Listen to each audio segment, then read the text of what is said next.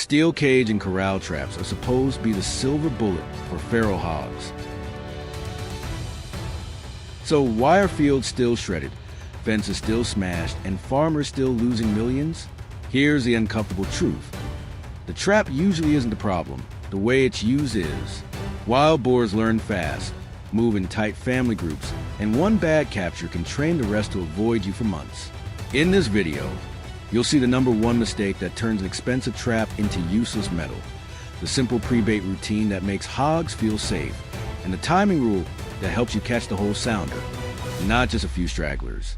Stick around, because the final tip can boost your success rate dramatically and stop the population from bouncing back even bigger. If you've ever wondered why more traps doesn't equal fewer hogs, you're about to find out. Placement, bait, and patience matter more than brute force. Watch closely.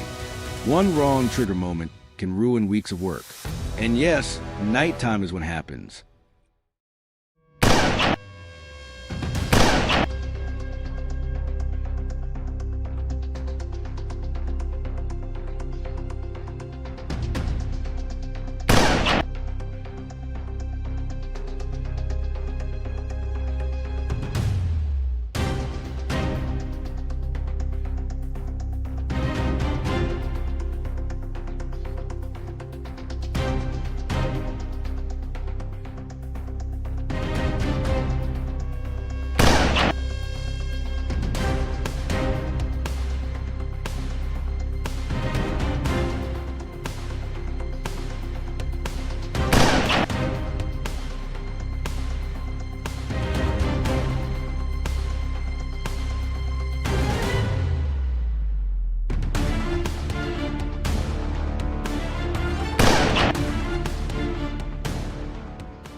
Wild feral hogs aren't just a nuisance.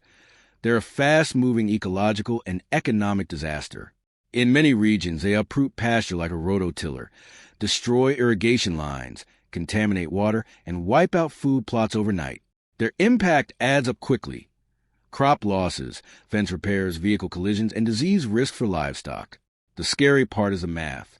A single sounder can produce multiple litters a year, and young females can breed early. So a local population can rebound in months. That's why wildlife managers repeat one harsh rule.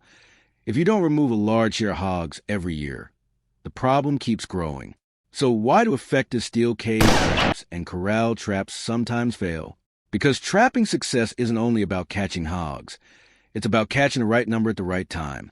When farmers trap randomly, they often capture only a few curious animals. The survivors get educated. They associate metal panels, human scent, or a noisy gate with danger and start avoiding the area.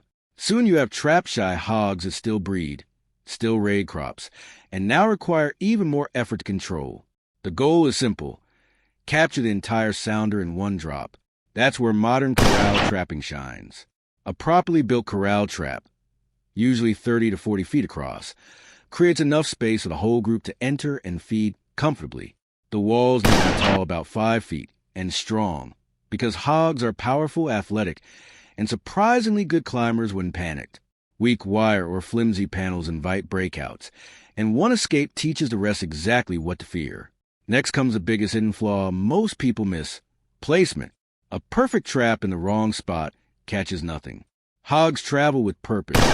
Between bedding cover, water, and food, set traps along active travel routes and near reliable water sources.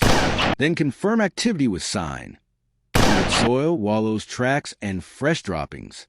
Once you've found the highway they're already using, you're not trying to lure hogs.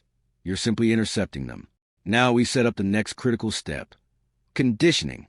Before you ever trigger a gate, you must build trust.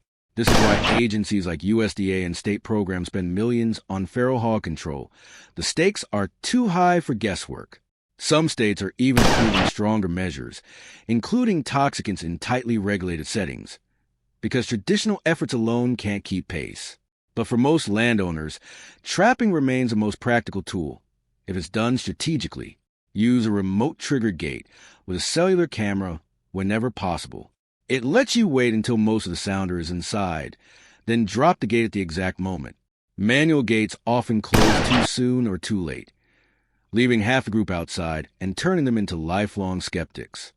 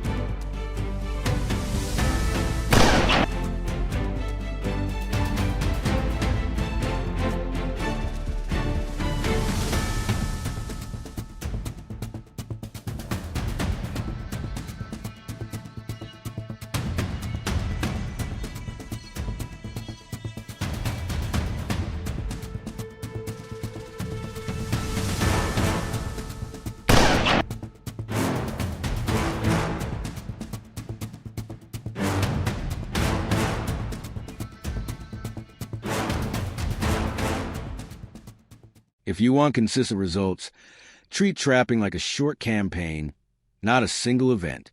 The first objective is to make hogs believe the trap is harmless. That's why pre-baiting matters more than the gate. For the first 3 to 7 days, keep the entrance fully open and place bait in a trail that leads deeper into the corral. Start outside, then just inside, then at the center. The idea is to reward forward movement and build routine. Enter, feed, leave, repeat. Cameras help, but even fresh tracks and disturbed soil can tell you the sounder is relaxing. Bait choice is your second leverage point. Plain corn works, but fermented corn can be a game changer because the sour, pungent odor carries farther and stays interesting longer. Here's a simple method. Cover whole corn with water in a bucket, loosely cap it, and let it sit about a week. The smell will be strong, exactly what you want. Many landowners also mix in fruit when it's available, watermelon, apples, peaches, or whatever is overripe in hot months. Juicy bait pairs perfectly with the hog's constant search for moisture. If you're targeting a big sounder, higher protein specialty baits can hold their attention and keep them feeding inside the trap instead of grabbing a quick mouthful and leaving. Now for the biggest timing rule, don't drop the gate until roughly 80% of the sounder is entering comfortably. That number isn't magic, it's strategy. If you trigger too early, you catch a handful and educate the rest. Those survivors become your next problem, and they often return later in smaller, cautious groups, making full capture even harder. Watch peak activity hours. Most sounders move at night, often between about 8 p.m. and 4 a.m., and learn their rhythm before you act. When the moment is right, remote triggering is what turns patience into success. Wait until the largest portion of the group is fully inside, away from the entrance, then close the gate cleanly. After the drop, act fast. Hogs left too long will squeal, thrash, and broadcast danger to any nearby animals.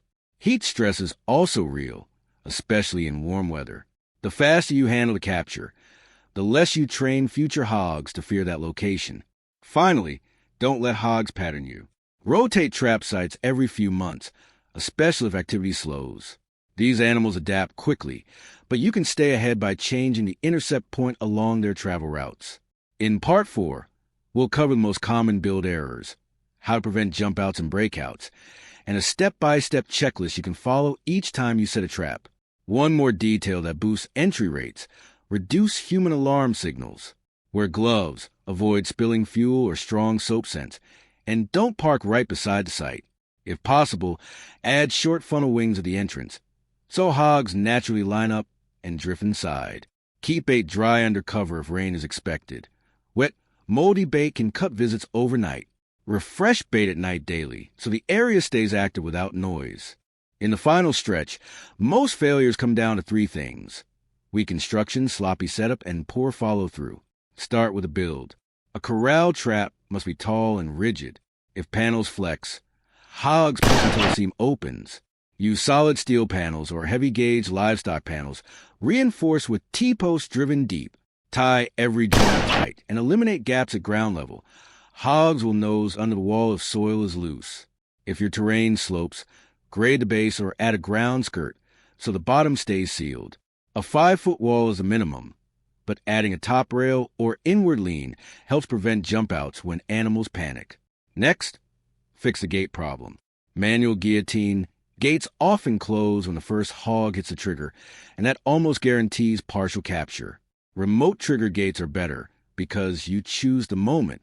If you must use a trigger, set it deeper inside so hogs commit before it trips.